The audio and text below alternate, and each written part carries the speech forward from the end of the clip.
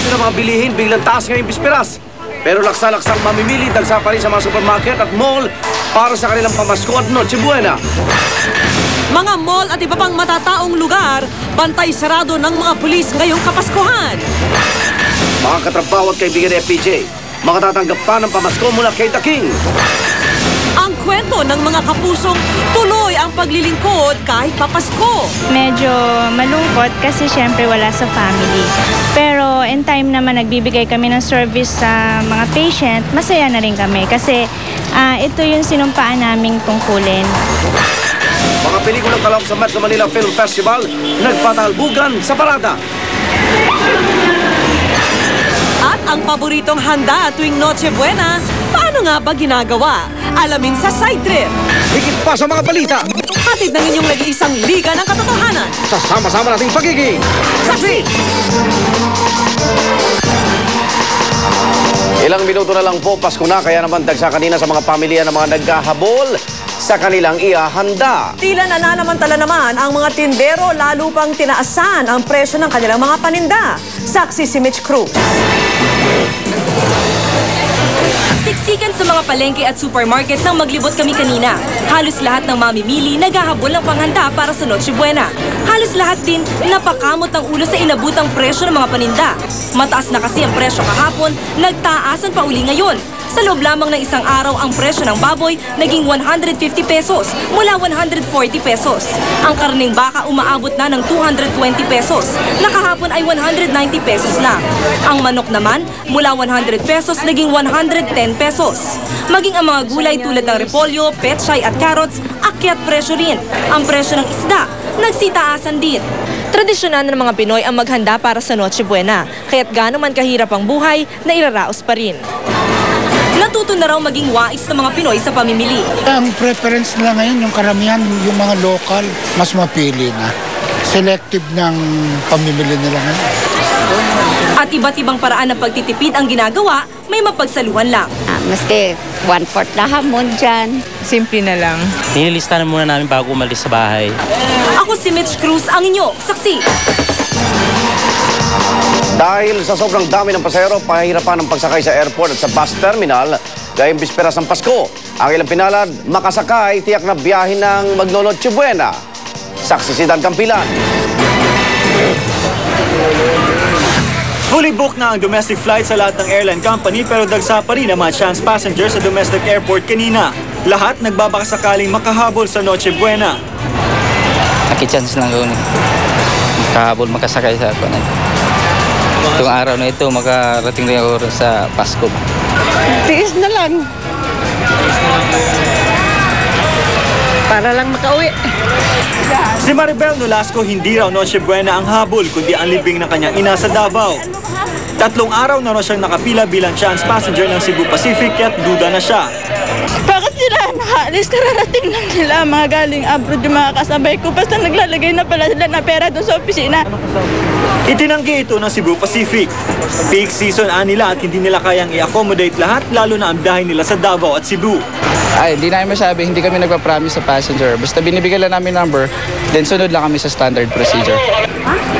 Tulad ng ibang airline company, halos puno rin ang Air Philippines. Sa dami ng pasahero, nagdagdag na ng flight sa ilang ruta. Tulad sa airport, marami rin chance passengers sa Araneta Center Bus Terminal sa Cubao. Karamihan sa kanila, hindi nakauwi ng maaga dahil sa trabaho. Ang iba, sadyang wala nang mabilang tiket. Handa naman ang ilan sa kanila na mag-Noche Buena sa biyahe. Kaunting ano lang, hindi natin, adobo, barbecue, manok, ganun. Yun lang makayanan. Ako si Dan Campila ng inyong saksi. Nag-ikot-ikot kanina si PNP Chief Edgar Aglipay sa mga matataong lugar sa Metro Manila para nga siguruhing plansyado na ang seguridad ngayong Kapaskuhan. Gusto kasing makatiyak ng pulisya na hindi sila malulusutan ng mga masasamang loob. Saksi si Maris Uman. Unang Natigil ni PNP Chief Edgar Aglipay at NCRPO Director Avelino Razon ay ang Police Station 7 ng CPD sa Cubao. Walang pasabi. Ininspeksyon niya ang kahandaan ng kanyang mga tauhan. Siniguro rin ni Aglipay na walang pulis ang magpapaputok ng baril ngayong Pasko at Bagong Taon. Kaya't ang kanilang baril, sinelyuhan ng masking tape. Sumunod niya pinuntahan, mga pulis na nagbabantay sa Araneta Center Bus Terminal sa Cubao. Pinasok pati mismong loob ng bus. Gusto natin na makarating sila sa pupuntahan nila na matiwasay at kung ano man ang dala-dala nila para sa mga kanilang kamag-anak ay hindi mawawala sa daan. Maging sa mga shopping mall, nag-inspeksyon din. Ang ating mga kapulisan will be on duty. Ito ang kanilang magiging aginaldo para sa ating mga mamamayan. Natuwa naman si Aglipay sa nakita. Mapayapa kasi ang paligid at todo bantay ang mga pulis sa bawat sulok na kanyang puntahan. Naka-heightened alert ngayon ang PNP bilang pagbabantay sa mga kriminal at terorista, lalo na sa mga matataong lugar. Gayon din naghahanda sila sa posibleng banta ng NPA ngayong papalapit ang anibersaryo nito sa December 26. Ako si Mariz Umali, ang inyong saksi. Bahagi na ng pagdiriwang ng mga Pilipino sa pagsalubong sa kapanganakan ni Jesus ang Noche Buena. Kaya naman kahit butas ang bulsa, ginagawa ang lahat ng paraan, may maihain lang sa pagkainan. Saksi, si PR Arcangel. Dito sa Barangay 2A sa Paho, Quezon City, mahirap daw ang buhay. Pero ang pamilya ni Michael Jorico, tetso ng handa para sa Noche Buena. Yung pinakatira, kakainin namin. Pero yung yung iba, bebenta para kahit paano may bawi. Iba naman ang style ni Ginang Ofelia Banaig. May bahay ng isang abogado na nakatira sa magandang bahay at may kaya ang pamilya. Bagamat nakakaluwag sa buhay, pinili niyang kaligtaan ngayong taon ang hamon at queso de bola. Kailangan raw magtipid kaya mamayang gabi, inihaw na isda at baboy na lamang ang kanilang pagsasaluhan.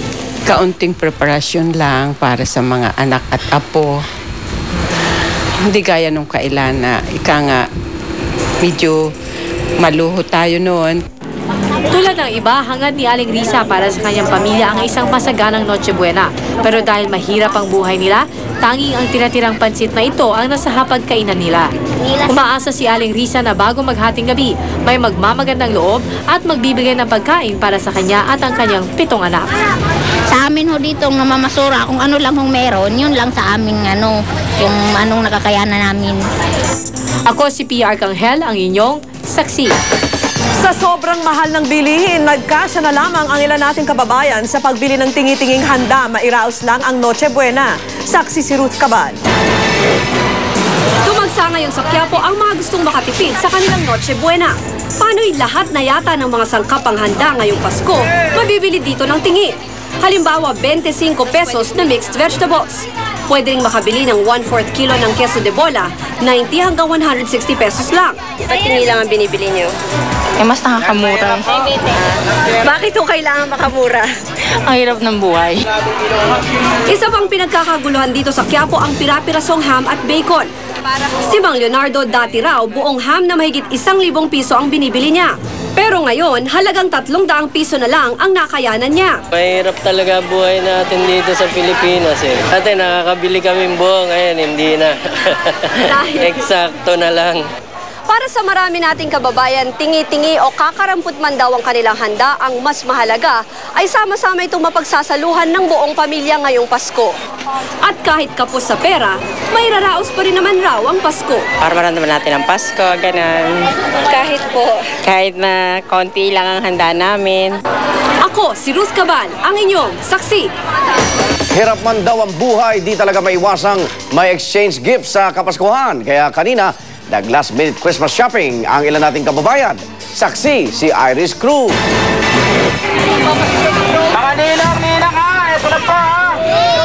Sa mga mall, Green Hills, Banatilio at Shopping Center o Divisoria, ang mga tao talagang abalang-abala. Kahit tila hilo na, halabira, tuloy pa rin ang last-minute Christmas shopping nila. Mabuti na lamang marami pa rin ang mabibili. Sa Divisoria, kahit nga sanga, sinabitan na ng paninda. Ang iba, ilang araw nang nagsha-shopping pero kulang pa rin. Mahirap po bang mag-last minute shopping? Hindi naman, okay lang. Ano po ba yung mga binibili niyo pa? Siyempre, gift doon sa mga inaanak. Saka doon sa mga loved ones.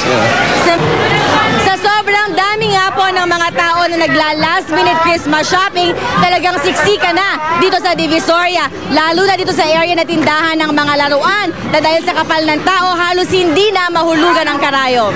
Nadiskubre namin kung ano ang click na click lalo na sa mga kids. Pinakamabenta, kuya? Opo, yan po. Number 1 ho, number 1. Yung t-shirt? Opo, number 1 ho. Magkano niyo itong binibenta? 50 peso po. Kaya si Wiwin, merry na merry raw ang Pasko. For the first time kasi, nakabili siya ng regalo sa sarili. Ano nabili mo na? Cellphone na. Hindi lang siya ang masaya. So, merry ka ngayon? Merry na happy pa. Maraming pamasko. Ako si Iris Cruz, ang inyong saksi. O makipasko naman tayo ngayon sa Midnight Mass sa St. Peter Parish sa Commonwealth Avenue, Quezon City. At naroon live ang ating saksing si Susan Enriquez. Susan, 5 minutes na lang, Pasko na. Yes, Vicky, at talagang likas sa mga Pinoy ang pagiging makadiyos, lalo na sa panahong ipinagdiriwang ng sambayan ng Pilipino ang pagsilang ni Kristo. Dito sa St. Peter Church sa Commonwealth, Quezon City, dagsana ang tao simula alas 9 ng gabi. Bata, matanda, magkasintahan at magpamilya ang sama-sama sa pagsimba. Ito isang tradisyong ginawawala sa mga Pilipino. Karamihan sa mga nakausap namin, simple lang ang pagsasaluhan sa Noche Buena. Dala na rin daw ito ng hirap sa buhay. Kaya kahit kaunti lang, okay lang. Ang mahalagay may pagsasaluhan. Tipid po. Kasi po, napakahirap po ng buhay ngayon eh. Yung sweldo po, tamang-tama lang. Importante naman no, kasi ngayon Noche Buena, dapat magkakasama yung pamilya kahit simpleng handa. Ang importante magkakasama. Tipido kasi walang-wala kami sa hirap ng buhay. Siyempre, di pa rin nawawala ang nagtitinda ng mga kakanin gaya ng puto bumbong at bibingka. Kahit may handa sa Noche Buena, paborito pa rin itong kainin ng mga nagsisimba. Ito naman po, mabuti naman. Malakas po, paubos. Sa dami na nagpunta sa St. Peter Church, sa labas na lang ng simbahan nakinig ng misa ang karamihan. Yung iba nga, doon na lang sa hagdan at taas ng overpass na kontento sa pakikinig ng misa. Ang importante lang daw, nakinig sila ng misa bago ang Noche Buena. Sa hirap man o ginhawa, ang mahalagay makapagpasalamat sa poong may kapal, lalo na sa panahon ng Kapaskuhan. Maligayang Pasko po sa inyong lahat. Live mula rito sa Commonwealth, Quezon City, ako si Susan Enriquez, ang inyong saksi. Saksiyan sa aming pagbabalik. Ang mga regalo ni FPJ sa mga taong malalapit sa kanya. At ang maningning na Parade of Stars ng Metro Manila Film Festival. Balitang hatid na nag-isang liga ng katotohanan. Kasama-sama nating pagiging saksi.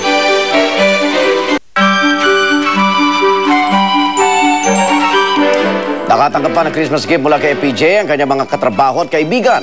Ang iba sa mga regalo binili at binalot pa mismo ni The King bago ito sumakabilang buhay. Saksi si Sandra Aguinaldo. Pasko, parang buhay na buhay pa rin si FPJ. Nakatanggap pa rin ng regalo mula sa kanya mga katrabaho at mahal sa buhay. Si Ronel Orillo, utility man sa FPJ Productions, natanggap pa rin ang pang Noche Buena mula kay The King bago ito sumakabilang buhay. Alam namin na kahit wala si FPJ, si boss namin, sa puso namin nandito pa rin siya. Na hindi kami iniiwanan. Nasorpresa naman si Senador Tito Soto nang i-deliver sa bahay niya ang Christmas basket mula kay FPJ noong araw ng libing nito. Naihanda na rin kasi ni FPJ ang regalo niya sa mga staff ng Itbulaga, kaya ipinamahagi pa rin ito ayon sa kagustuhan ni The King. Nadoble yung lungkot ko dahil naisip ko na kahit ano mangyari, hindi kanya nakakalimutan. At gaya ng nakagawian, dagsa pa rin ang mga taong ito sa FPJ Productions kanina. Pero wala na ang The King para magsilbing Santa Claus nila. Kanya siguro naman ang tao ngayon ganito dahil bukas Pasko. Yun ang nakagawian na ng tao ngayon na talagang siya nagpapamigay pag desperas ng Pasko. Sa loob nga ng FPJ Productions, hindi nakasindi ang Christmas tree at tahimik na tahimik. Tanging ang mga kandilang ito ang nagsisilbing tanglaw ng mga nangungulila kay FPJ. Pagising namin sa umaga, lagi na lang namin siya kaalahanin para magkaroon ulit kami ng pangarap at saka pag-asa na nawala na dahil sa kanya na Hindi lamang ang mga malalapit kay Daking ang nagluluksa, pati ang mga taong itong dumalaw sa kanyang puntod kanina, malungkot ang Pasko dahil wala na ang kanilang idolo. Ako si Sandra Aguinaldo, ang inyong saksi. Kahit mahirap, susubukan naman daw ng pamilya de Venecia na maging masaya ngayong Pasko alang-alang kay Casey. Hanggang ngayon, sa hotel pa rin nakatira ang mag-anak habang kinakausap ng GMA News ang pamilya. Isang paru-paro ang lumipad sa harapan. Si Casey raw yun, magpaparamdam. Pagkatapos ng novena, binisita ng pamilya ang libigan ni Casey. Tutulak papuntang Lourdes, France ang pamilya. Paglipas ng Kapaskuhan, ipagdarasal sa mahal na birhen si Casey at ang paghilom ng sugat na sanhi ng kanyang pagkawala. We thank you, Casey. It's gonna be hard, but we may be broken now, but eventually we'll be whole again. So, Merry Christmas. Merry Christmas, Kay.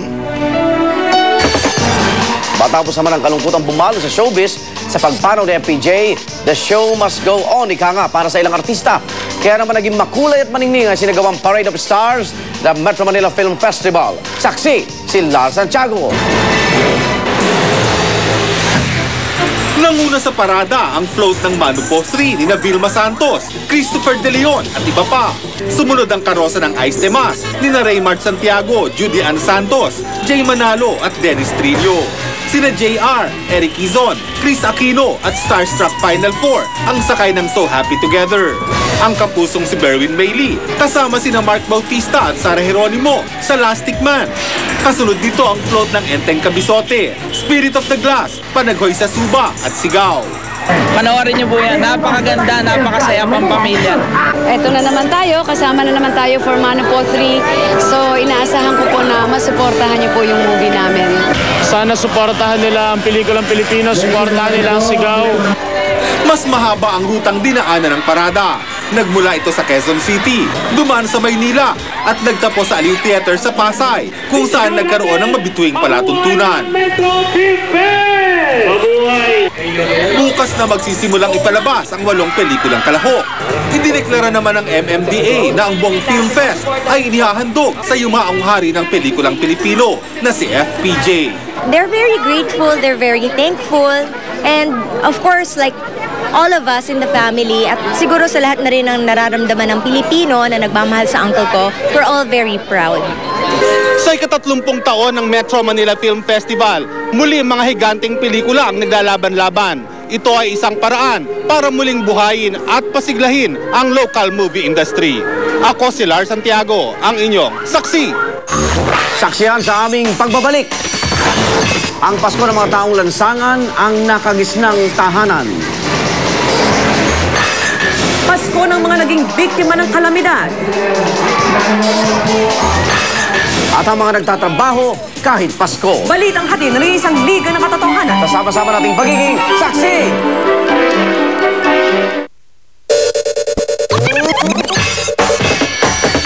Maligayang Pasko mga igan. May ilang pamilya naman na ilang taon nang sa lansangan nagpapasko. Pero di na raw mahalaga kung saan sila nakatira. Basta sama-sama silang mag-anak. Saksi si Jay Taro. Langit ang kanilang bubong, hangin ang kanilang dingding, malamig na simento ang kanilang kama. Ganito ang buhay ng pamilya Velasco, pamilyang nakatira sa kahabaan ng Timog Avenue sa Quezon City. Nang abutan ko sila dito, nagsasaing si Mang Arnel para sa 7 niyang anak.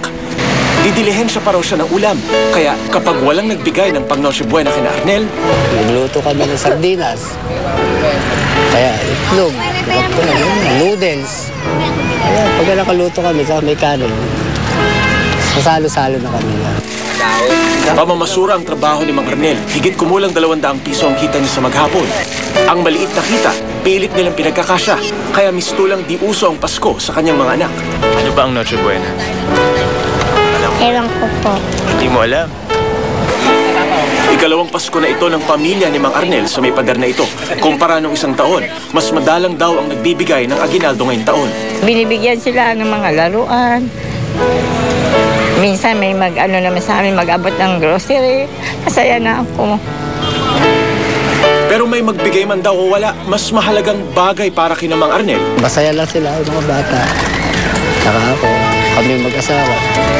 Nakikita ko yan. Pagka nagsama-sama kami, yan ang talagang gustong-gusto. Pasko na talaga sa amin.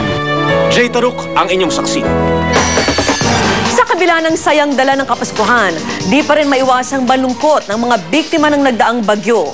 Magpapasko kasi silang walang kasamang kaanak. Saksi si Cara David. Kasama ang Philippine National Red Cross, nagpunta ang GMA News sa Quezon Province na matinding hinagupit ng magkakasunod na bagyo. Sa bayan ng Rial, kita kung paano pilit na kinakalimutan ng mga residente ang trahedyang sinapit.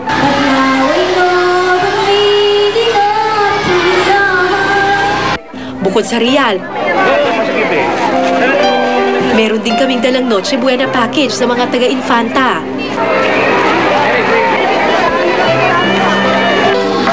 Sa Ward 5051 ng East Avenue Medical Center naman, nagsama-sama ang mga batang biktima ng bagyo sa Rial. Isang buwan na rito sina Jonalyn, Gemaline at Jessalyn dahil sa bagyo naulila sila sa ama't ina. Masaya sila sa heaven. Balak ampunin ng isang malayong kamag-anak ang tatlong bata, pero ngayong Pasko, dito muna sila habang inaayos ang mga papeles at nagpapagaling pa ang tatlo. Sana pa mabuti ang kalagayan namin doon sa mag-aampon po.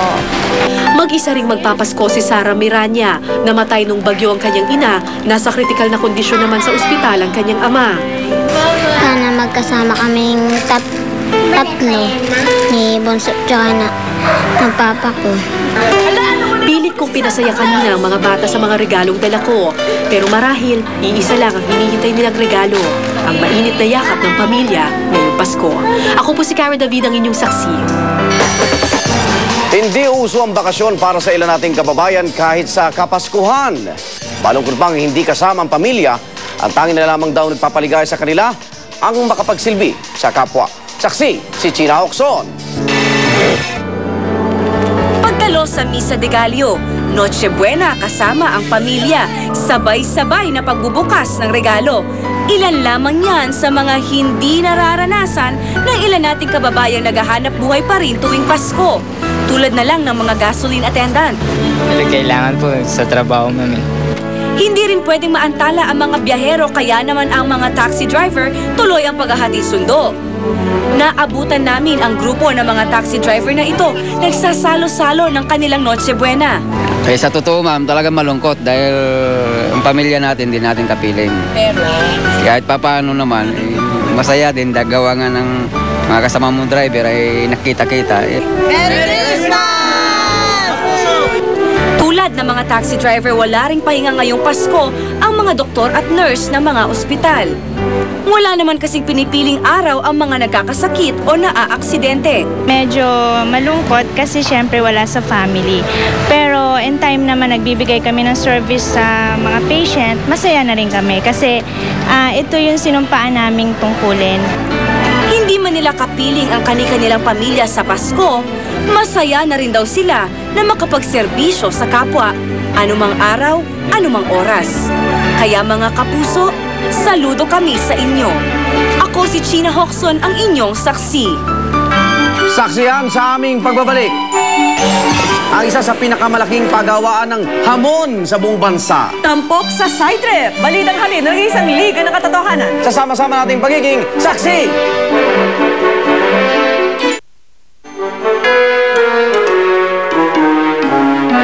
Hit na hit ang hamon pag Christmas season. Alamin nga natin ang sekreto ng isa sa pinakamalaking paggawa ng hamon sa buong bansa sa side trip ni Howie Severino.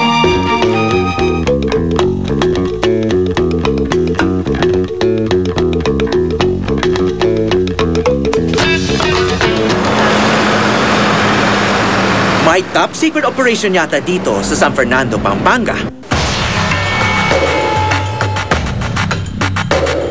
Ito, sinusuot para yung germs ng tao hindi mailipat sa produkto.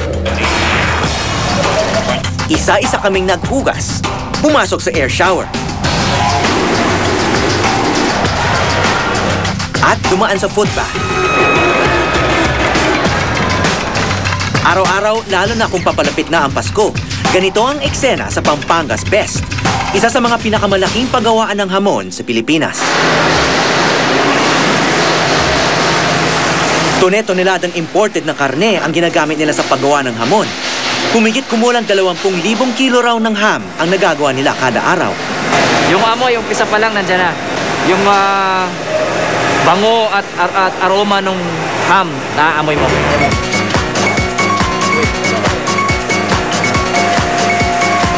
Ready for cooking.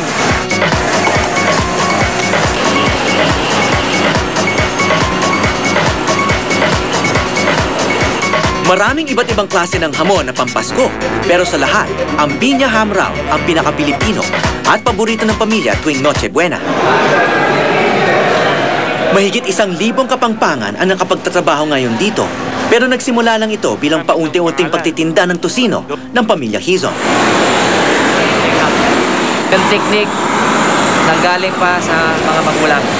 Napasa sa mga anak, and up till now, yung mga anak pa rin ang may hawak ng technique. Traditional yun eh, no? It's not just in the Philippines eh. Christmas isn't complete without a ham. Pero ngayon, not every family can afford a ham.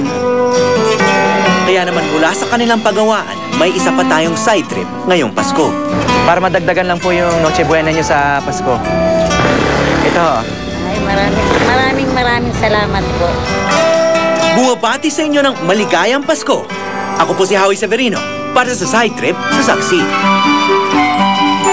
Marami pong biyayang natanggap ang GMA News sa buong taon ng 2004, kaya naman minarapat po namin itong ibahagi sa mga kapuspalad nating kababayan dyan po sa may Nia Road sa Quezon City.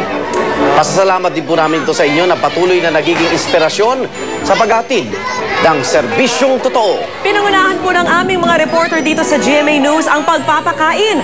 Paraan na rin namin ito para kahit papano maipadama namin ang diwa ng Pasko. Maligayang Pasko po sa inyong lahat mga igan, mga aming kapuso.